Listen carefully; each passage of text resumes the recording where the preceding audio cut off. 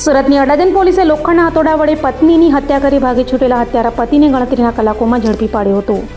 સુરતની અડાજણ પોલીસ પાસેથી મળતી માહિતી મુજબ અડાજણ આનંદ મહેલ રોડ પર રહેતા કૃણાલ પટેલે નોંધાવેલી ફરિયાદમાં જણાવ્યું હતું કે તેના પિતા દિનેશ પટેલે માતા તૃપ્તિબેન સાથે ઘર કંકાસ થતું હોય, જેને લઈ માથામાં લોખંડના હાથોડા વડે હુમલો કરી હત્યા કરી નાખી હતી. બનાવને લઈ સુરત પોલીસ કમિશનર અનુપમસિંહ ગેહલોત, સંયુક્ત પોલીસ કમિશનર ડામોર, નાયબ પોલીસ કમિશનર ઝાલા અને મદદનીશ પોલીસ કમિશનર ચૌધરીની સૂચનાને લઈ પીઆઈવીએ જોગરાણીની ટીમ પીએસઆઈ પટેલના માર્ગદર્શન હેઠળ પેટ્રોલિંગમાં હતી. ત્યારે અનારમાં હેડ કોન્સ્ટેબલ બીકન અને અનારમાં પોલીસ કોન્સ્ટેબલ શિવરાજ તથા અશોકને મળેલી બાતમીના આધારે ત્વરિત તપાસ હાથ ધરી હતી અને ગણતરીના કલાકોમાં જ અડાજણ આનંદ મહેલ રોડ પરથી હત્યારા દિનેશ પરસોત્તમ પટેલની ધરપકડ કરી સળિયા પાછળ ધકેલી દીધા હતા.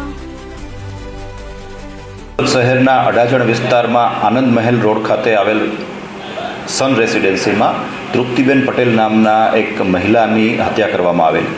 જે ઘટનાની જાણ થતાં અડાજણ પોલીસ ઘટના સ્થળે ગયેલ અને આરોપીની ધરપકડની તજવીજ હાથ ધરેલ.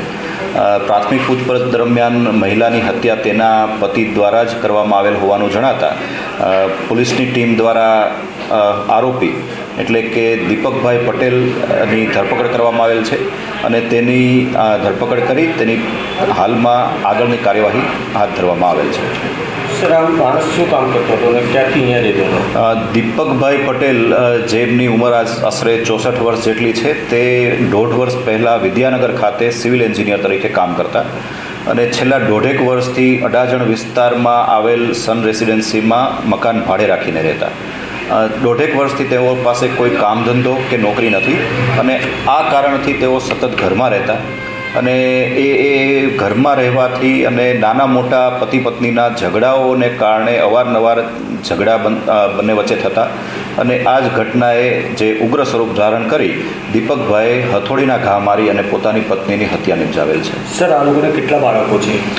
આરોપીના 2 બાળકો છે. પ્રથમ બાળક જે છે એ 32 વર્ષનો છે અને તે આઈડીએફસી બેંકમાં નોકરી કરે છે અને એક દીકરો જે નાનો છે તે કિયા કંપનીમાં સેલ્સ મેનેજર તરીકે નોકરી કરે છે.